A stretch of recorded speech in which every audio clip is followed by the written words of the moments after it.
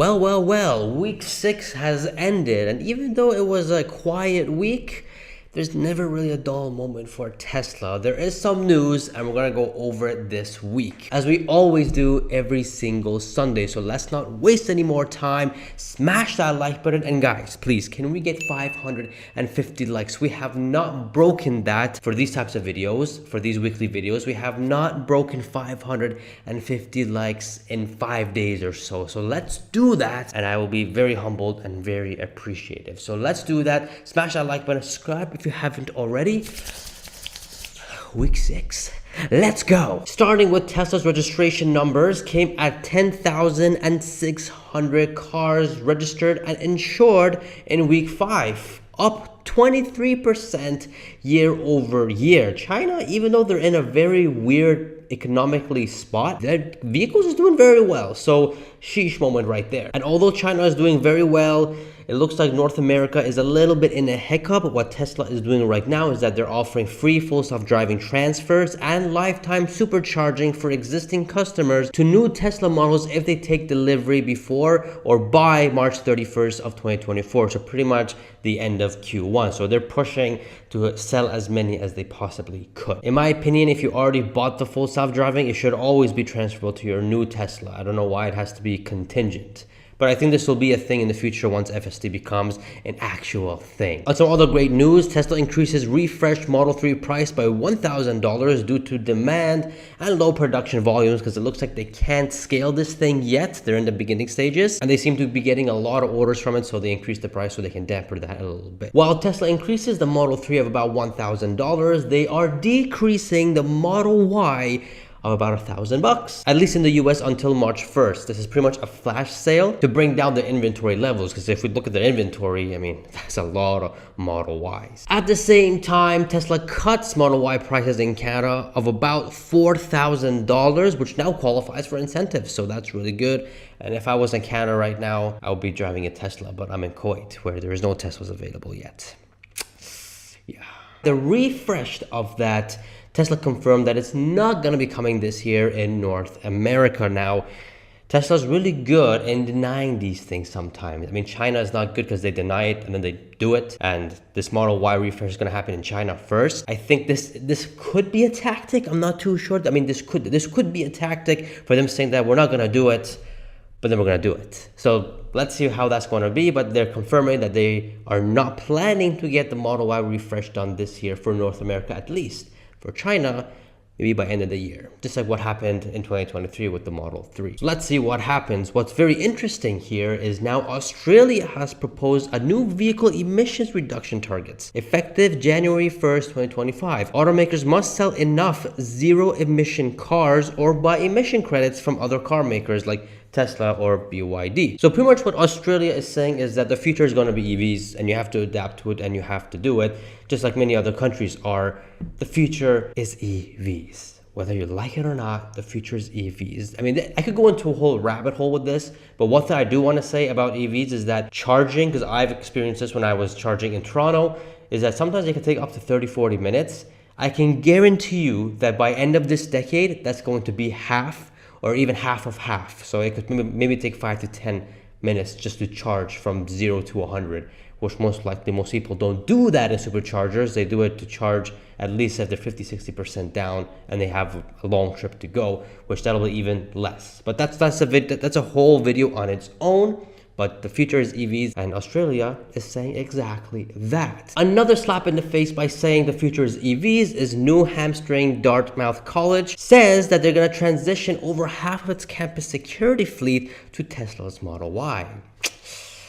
I mean, that is awesome. Now, some bad news. Going to German software company SAP, they will no longer source its company cars from Tesla due to unpunctual deliveries and price and fluctuations. What they're saying, and I quote, Tesla's price fluctuates more than those of other manufacturers, which makes planning more difficult and poses a higher risk for the company. Now, this makes sense because if you were like Hertz, and Hertz did make some interesting announcements, and we'll get to that in a bit, is that they said that, hey man, if we're going to buy these Model 3 or Model Ys at like $50,000 and then you're going to cut prices down to $40,000, that's going to bring our depreciation down like crazy. and that's going to be a more negative in our income statement and balance sheet. So we're not going to do that, but I do expect SAC to come back once there's stability, hence interest rates going down until then. But going to Hertz, because this part is interesting. Hertz pauses plans to buy tens of thousands of Polestar. Now, if you guys remember from last week's video, Polestar, which is being funded by Volvo, is saying that, hey man, I can't do this anymore. This thing's too tough.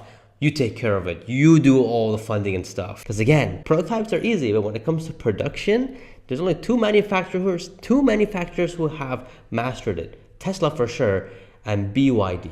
These are the only two that have mastered it. The rest are losing money and having a very, very hard time scaling. Competition?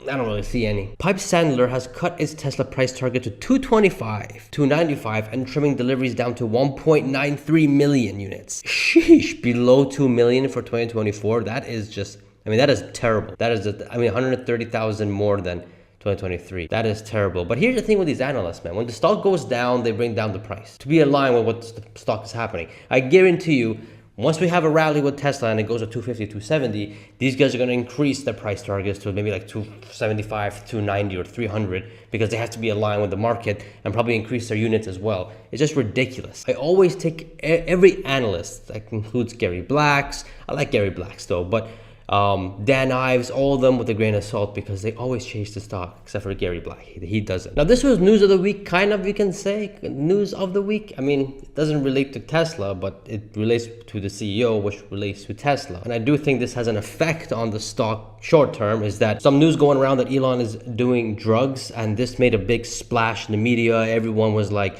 oh my God, Elon is doing drugs. Elon is doing drugs. And obviously, when a potential customer wants to hear about that and they hear the CEO is doing drugs, the idea is that they won't buy a Tesla because of it. Now, some have said this already. There's some customers that said, oh, because of Elon and his behavior, I'm not going to buy a Tesla, whatever.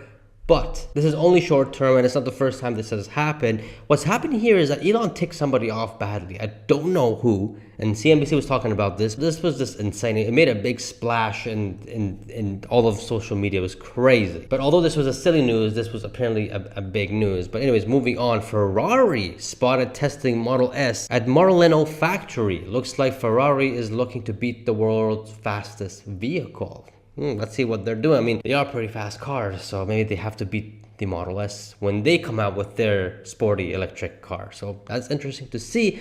And here's the bullish news, and another reason why, and another slap in the face of why the Future is EVs is Choice Hotels announced an agreement with Tesla to install Tesla Universal Wall connectors to participating hotels. For example, Comfort Inn, Quality Inn, Radisson, Cambria, and so many more and more hotels that are willing to participate in this. And this is pretty much going to be every single hotel, and I do think this is going to be like maybe level 1, level 2 charging, not the fast level 3 ones, because it is overnight. You can plug it in and go to sleep. Next day you should be good to go. But it's very clear, guys. The Future is EVs. The Future is EVs. Every hotel is going to have it.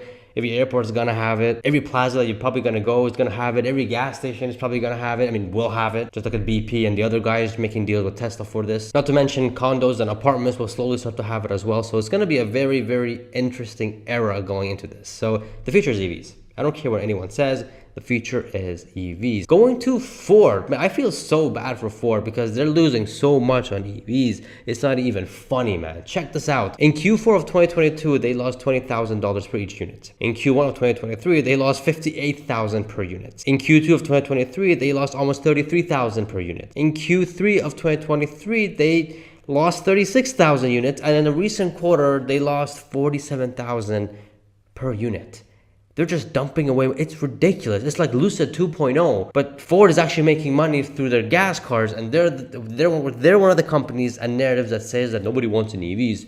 But if they don't want an EV, why is Ford announcing that they developed a new low-cost EV? You see, it's weird. It's really weird how these automakers are making narratives and making statements, but yet they're still doing a lot of these productions and R&D to bring the cost lower, which they should. But in Ford's case, with this new low-cost EV, will it make money?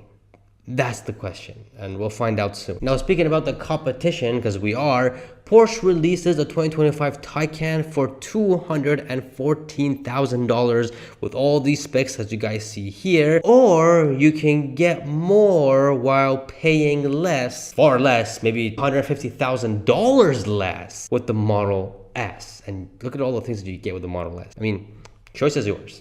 Going to Tesla Mexico, the Gigafactory and the Plaid is getting closer and closer, and more job posting is happening. As you guys can see, the job is happening, meaning that breaking ground should be very, very close. Again, end of this quarter, latest by end of next quarter, depending on, I guess, politics, what's happening in that country. But seeing them posting jobs is a very, very good sign, as well as for DOJO as well. So that's interesting to see. Tesla FSD version 12.2 is now going out to Tesla employees for special groups for the first time. And I believe this is the first update since the first version 12 that's been rolled out. So this is also great news. And that's pretty much all the major news of this week, guys. Again, not many things that's happened. Fundamentally, the company's doing better. I mean, making deals with their superchargers and their, version 12. And companies and countries making rules and regulations to have EVs. So that's really good. Fundamentally, again, it solidifies my thesis that future is EVs. And of course, when EVs are there and the full self-driving is solved, one over-the-air update, boom, billions of dollars of profits just overnight once that happens. The question is, when will that happen? But I do think, given this decade, later this decade, will happen. But there was some minor news, not too much of a big news, but minor news, like Tesla advertises on X and what YouTube Shorts. Tesla going uphill on a very icy hill. That was cool to see. And some other news that's probably coming out now that I probably didn't cover because I'm recording this video. But that was all of week 6. Again, quiet week, not big of a week. It was a very smooth week except for the Elon attack. That brought the stock down a bit as well. But I bought, and I'm getting asked everywhere, how am I so optimistic with Tesla? Look at everybody else. Everybody else is going up. NVIDIA, Microsoft, Apple, all these other companies are going up. Palantir, and I was holding Palantir, and yes, I sold that and I bought more Tesla stock because I'm just trying to get as much as I can in these low prices, because I know 5 years from now, these prices are going to be, we're going to look back at that time and say that, I bought this dip. I bought the dip. If you guys aren't buying the dip, then you guys can't say this in 5 years time. But anyways, not about that. I'm very optimistic and I'm buying more shares. I made a video about it. You guys can check out here. I go through the reasons of why I'm very optimistic and why I'm buying it. I think you guys will find it very helpful. And if you guys have any doubts, I think this video will really help you guys, make you more certain with your investing, with your Tesla investing, even though it's not financial advice. But that's what I think and what I believe. Again, merch, guys. I bought the dip. If you guys are buying this dip, then you need this shirt. All right, check it out. And subscribe for more. And I shall see you guys in the next video. See ya.